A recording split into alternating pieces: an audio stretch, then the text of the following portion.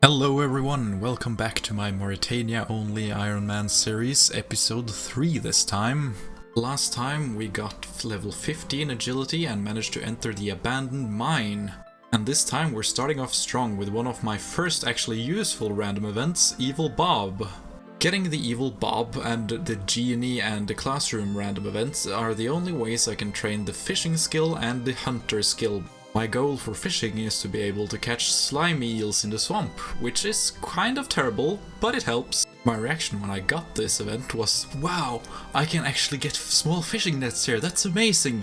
Unfortunately, of course, I don't keep that when the event ends. I did, however, manage to get level 7 fishing from this event. While it seems like a big boost, I will need about 17 of these events in order to reach level 28 fishing for the slimy eels. So I've been killing a few of these now and using my pickaxe with a crush option, and look at what I got, a steel warhammer. That's going to be quite an upgrade for killing this skeleton, since it is quite strong to other styles and definitely better than my pickaxe. It's actually going quite well to kill these things, except for one thing. This spade. This spade is terrible. It aggroes and hits so hard, and it keeps you from aggroing the skeleton and pulling it away from it.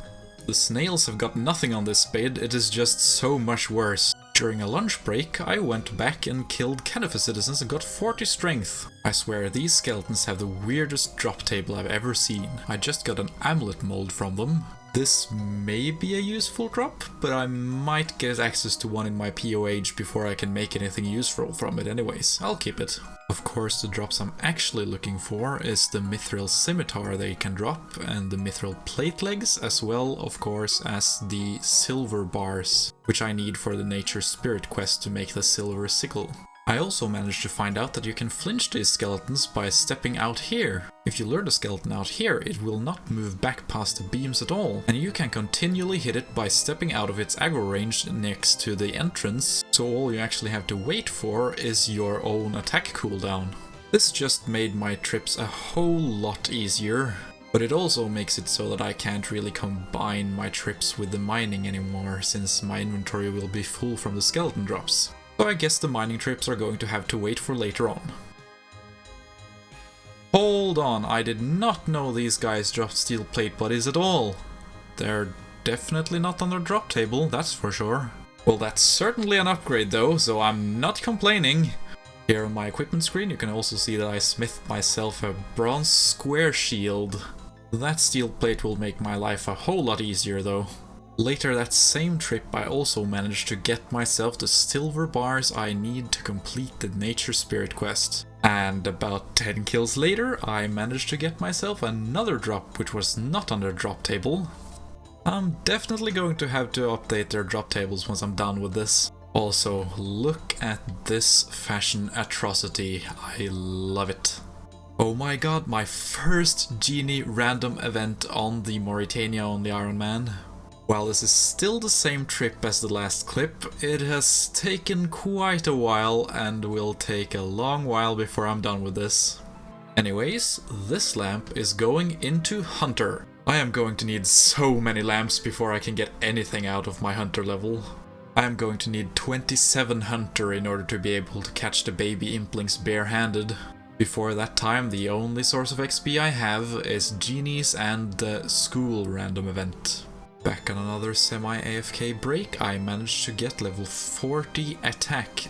Look at those nice even stats. I'm probably actually going to train up my defense again, so that I can AFK more on these guys, since they are actually kind of good XP.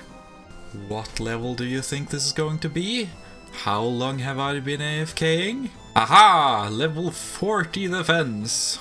And I also got 40 hit points, so now I am base 40 in all melee stats. It is time. We trained agility for this. We trained crafting for this. We killed the loot skeleton for this. Now we can finally make the silver sickle needed for the nature spirit quest. I also finally decided to replace my Snelm with the Tyra's helm, which is a small upgrade and quite expensive, but it helps with Fashionscape, so it's okay. I would also like to show you the charter shop, which I have access to and is quite useful for my account. It's got a couple of really useful items, including the cheap bucket of slime, which saves you a lot of time walking. It's also got buckets of sand, soda ash and pineapples, which can be used to train crafting and farming respectively. The shop also supplies a fishing rod, which I can use to fish slimy eels later on. On my way back from Port Phasmatis, I decided to do my farming run and got 6 farming. Fashionscape and silver sickle in hand, I decided to buy a boatload of moonshine and head to the swamp, as anyone would do on a Sunday night. That's right, I am doing the Nature Spirit quest as the first quest I have done within Morytania on the Morytania Only Ironman. It is finally time to get access to the closest altar I can get for a long time, as well as gaining a bunch of XP and also gaining access to killing ghasts, which is going to be my best prayer training method.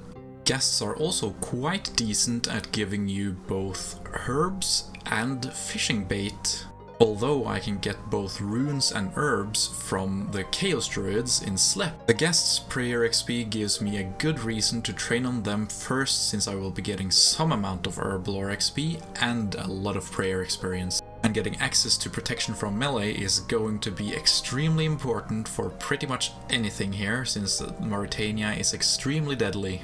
And here we are watching the fireworks. Praise Gothics, we have completed the Nature Spirit quest. Thank you, Nature Spirit. This altar will certainly be put to good use, destroying a ton of ghasts.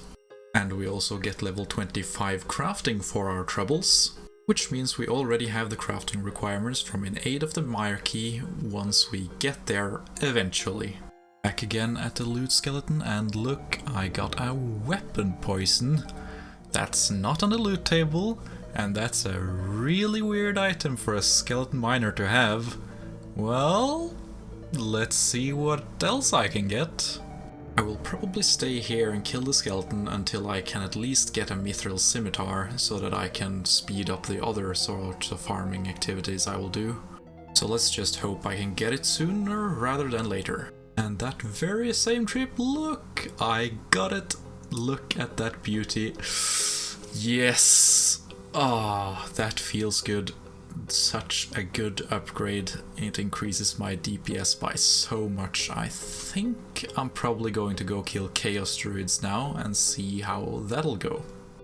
After stocking up on some Morytania delights, the snails, I decided to go to the Chaos Druids, and quite a few people have told me that they don't actually know where the Chaos Druids in Morytania are. So against my better judgment, I am going to show you. Just go to the Slep Church, and then you go up the stairs and up the ladder, and there you are. The reason Chaos Druids are really good for me is that they drop a ton of herbs, and cleaning herbs is actually one of the best ways I can train herb lore right now. It's really difficult to get access to low-level secondaries in Morytania, so it's pretty much going to be cleaning guams all the way. Chaos Druids also drop both Mind and Air runes, which allows me to train magic since there is no rune shop here in Morytania. Now, magic won't really be used for much yet, but I do need level 7 for the In Aid of the Myarchy quest. The most important thing, of course, is the herb lore experience, so that I can get up to level 15 herb lore for the Shades of Morton quest, which unlocks the Shades chests, which contains gear that I need to progress. My early game goal for this account is to complete the In Aid of the Myarchy quest, which opens Temple Trekking. Temple Trekking opens a lot of different quests, since I am able to train a lot of different skills there, which I cannot train elsewhere. And Temple Trekking also gives me access to bows, since I can get bowstrings as a reward from there. Once I can get access to bowstrings, I can also do the Ghosts Ahoy quests, which gives me a really good teleport item in the form of the Ectophile. And here we go, the first of many levels, level 4 herb lore from just cleaning guams. So I realize I haven't really showed you my bank yet, so before I let you go for today, I will show you what I've gathered so far. Unfortunately, this is an old clip, so you do have to pause if you want to see, because I scrolled through way too fast. First there is my herb lore tab, with quite a few herbs, but not that many secondaries at all. Then you have my miscellaneous tab, containing a few different bits and pieces. Onwards you have my shame tab, which is the things I needed to cheat in because I couldn't get them here and needed them. My gear and food tab isn't really that amazing. Food tab contains a few potions, but that's all the exciting things that's there. Then there's my skilling tab, which contains a bit of ores I will need to train up my smithing for later. It also contains arrow tips from the bars I smithed earlier, as well as gems which I have gotten from random events. And then finally my runes tab, which I almost exclusively have gotten from Chaos Druids. But that's it for this episode. Join me next time as I decide to purge Mortmire of all the evil horrors within, in order to train my prayer level. If you enjoyed this video, don't forget to leave a like and subscribe if you would like to see more. And I'll see you all very soon.